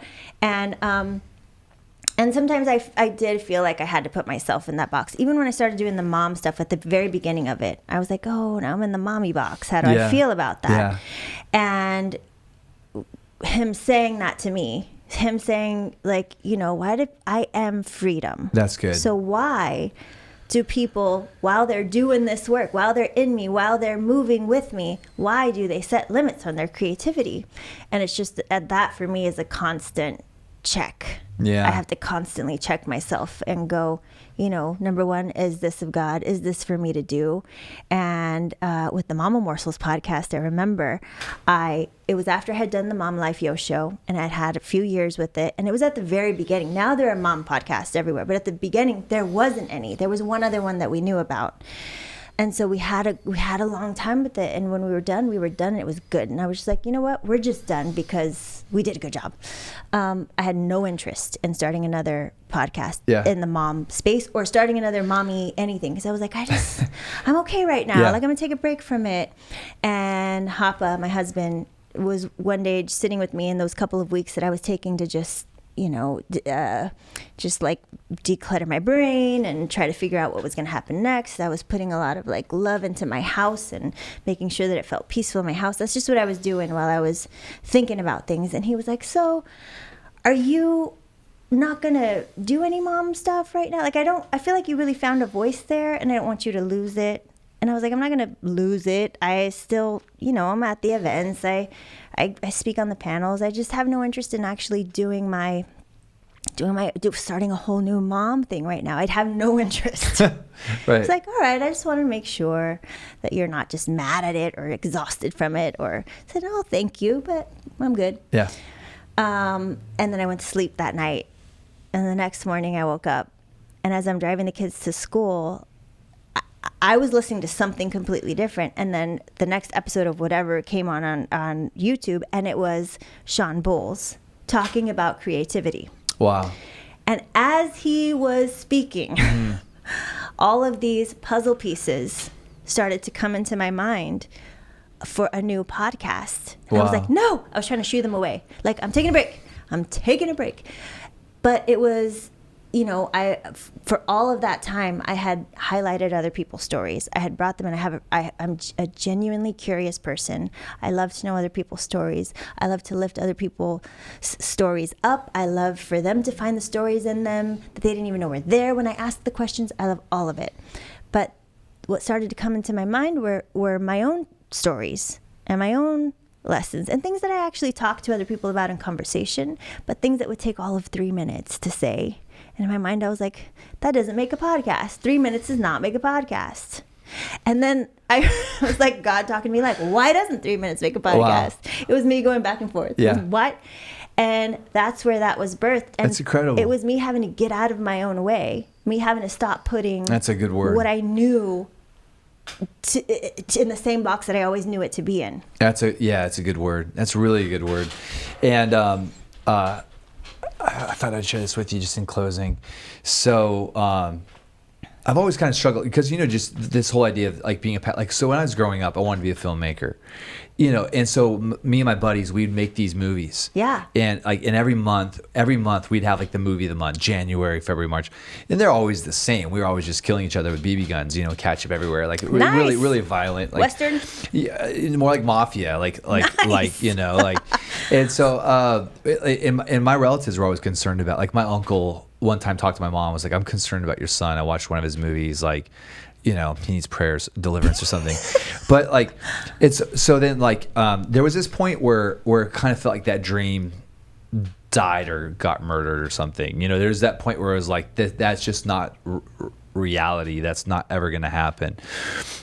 And then just kind of figuring out, okay, so I got to get a job. If I ever want to get married, I got to get a job. Like, just trying to think of like coming of age and just responsibility and all this kind of stuff. And then getting the call to be a pastor was amazing. Like, that story, the prophetic words, all like, you know, so I've always felt like ever since I said yes to the Lord, I've been like living the dream. You know, there's never been this point where I was like, I wish I would, you know what I'm saying? I had to give up this to be over here. Yeah, every now and then I would reflect on like what, you know, like God, you know, but there's always this thing of like, you know, even though I feel like I'm living the dream, like this idea of being a local church pastor, how much influence do I have? You know, being a local church pastor, like, and I know that influence gets overused. I knew that word gets overused, but there was always this thing that in my heart where it felt like if I could have made film, if I could have done something that was bigger, that it would have mattered more, and just, you know, like when you just want your life to matter, and then wondering like, you know, Lord, what can you really do with me here? And so I just got to share this with you because it was like this moment in like, if you're going to call like being a pastor career, like in a pastoral career, like one of like these moments of like these high elated, like where I wanted to just like start jumping around and cheering, and maybe I did, I don't remember, is when I was going through your Instagram stories, and you were at the Sesame Street studios, right? So like child of the 80s, Yes, like for just PBS. Sesame Street, Yeah, So you were PBS doing the is PBS show, Musicology, I was hosting a and you were show. like, and I thought it was weird because you were like, I'm going to church today. Yeah. But you were at PBS Studios, like at Sesame Street Studios. Yeah. And so I'm like, what is she doing? And then you had a movie clip, and you were watching our service at Survival Center, Yeah. and I was preaching, and I was like, oh my gosh, I'm preaching at Sesame Street. I was like, oh, like OMG. I was freaking out. I was like, to me, that Oh was my like the coolest. That was like the coolest thing. Just be, just seeing like, that's me, Yeah. I'm like, I'm here, but I'm there. I'm here, I'm there. Yes. Oh my And so like, I just gosh. wanted to share that with you because I Yeah. don't know, Yeah, but I would watch it in the dressing room, in my dressing room. Yeah. And then the makeup artist would come in and she'd be doing, and then she would be, I'm like, oh, I'm at church, but come and do my makeup. And she would be doing it, and you would be live, or it would be a replay, or, yeah. Yeah, so of course I immediately called Andrea, I'm preaching at Sesame Street. Stop it. You did. Yeah, absolutely. That's Like that was awesome. one of those. So I just think God's cool. Yes. God's just so cool how he does stuff, and just your story, like just at this meeting with this 16-year-old preacher, where you're like, God, like and just doing this thing with him, That and how was so God crazy. just honored it, and how I God's know. honoring you and your husband, your family, and so I'm cheering you on, like I'm cheering your husband. I mean, it's Thank so cool you. watching you guys from a have distance. been such a blessing to our lives. I can't even tell you. You as a pastor, you and your wife and your family, just as a family, the church. Can we please give a shout out to Sandy right now? I can't even say. Okay, that's all I'm going to say. Just a huge You've shout been out able to to Sandy. build a relationship with Sandy. With Sandy, for maybe some of our listeners, Sandy's one of our pastors and elders at Seattle Revival Center. But yeah, I know she's so stinking proud of you, and she's always like, T, have you talked to her? I was like, I don't really talk to T. You do, She's I like, love her so much. She's like, T, she's so cool. She's, So, I love her so much, and she's texted me like, I'm praying for you, and because I'll send her like, here's what I'm doing, and it's in a room full of women, and here's what's so happening, cool. and Sandy's like a mom to me as well, and just being she's super prophetic. She's a seer, but above all this stuff, she cares. And she Yeah. really carries people in her heart, and she really she's just such a trusted member on our. When I became a little story, when I first stepped into pastoral ministry, she had this dream, like this very this prophetic kind of warning dream, and the fact that she. And we had no relationship. When I stepped into pastoral ministry, we knew of each other. You know what I'm saying? But that was about it. I just knew of her, she had authority and whatever, but she didn't even have any sort of title at SRC or anything. And so her and then my pastor, Pastor Gail, sat down, and she just shared with me just very uncensored kind of warning dream. Wow. And I knew at that moment I could trust her. Just this, there was no strings attached. There was no hey, so you're going to need me for the next 5. There wasn't that at all. Right. But I just knew I wanted somebody like that close to me, because I don't want to surround myself with people that are just going to tell me, Darren, you're the best ever. I Right. really want people that will just tell me the truth, and and that's totally Sandy. You know that she loves you, so she's just gonna be straight with you. Yes, very much so. And I think woman to woman, not just yes, in all of the ways as it pertains to God, as it pertains to intimacy with Jesus, all of that. But even for man, I think I don't know if it's like this when men get together, but when women get together, and I think I held myself back from that for so long for a couple of reasons. Number one, I had so many sisters that I was like, I don't need more women in my life. Right. This is enough.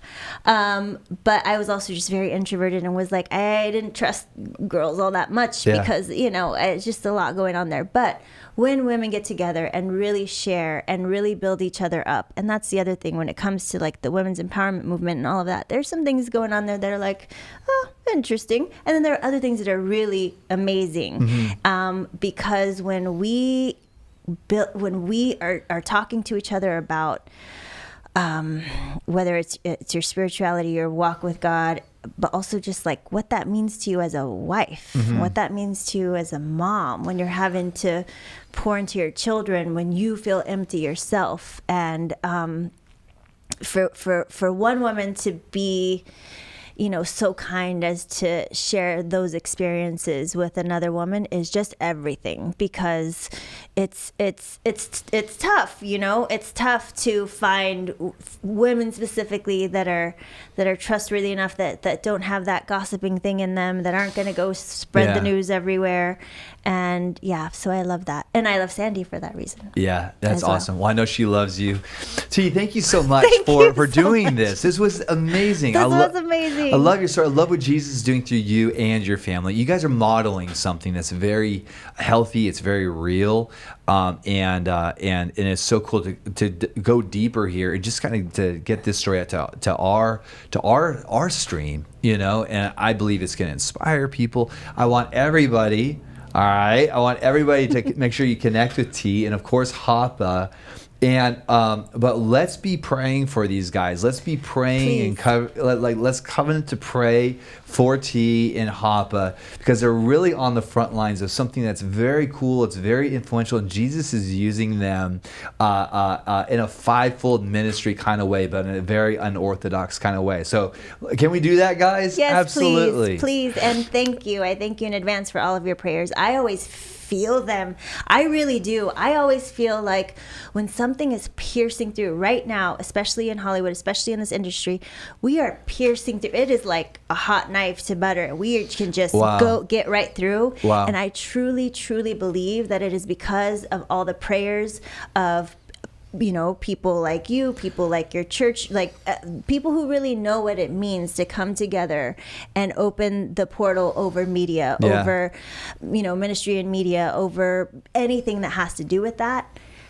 When I'm doing it, I absolutely feel it. Like there is nothing that stands in my way when everything should in this industry. Yeah, that's right. When I walk into a room, I've been here for long enough to know exactly what I come up against, and it used to stop me from walking in the room or I'd have to conform to the room. And right now, because of prayers from people that I love, like my own parents who cover me still, even as I have my own family, from you guys, from Sandy. I really do feel like when we walk in with what God has for the women, for the mothers, for the families, for the dads, now with my husband, for the people in media, for the people who are creators, for the people who are creating media that's going to go forth and touch people, I feel it. I feel the path opened for me in a place that it shouldn't be. Wow. It really shouldn't be. Wow. Like doors opened that shouldn't be open for me. Yeah. Even though I've done the work, there are things that like, well, now I'm a mom, but you want me to, like, you're gonna just fling this door open even though this person's over here? Yes, that aligns. Let's do it. I really do feel that. So thank you in advance for all those prayers, because we feel them. Yeah, we got to cover our Hollywood missionaries in prayer, right? Come on. Well, thanks again. This was awesome. Thank you so much. Cool.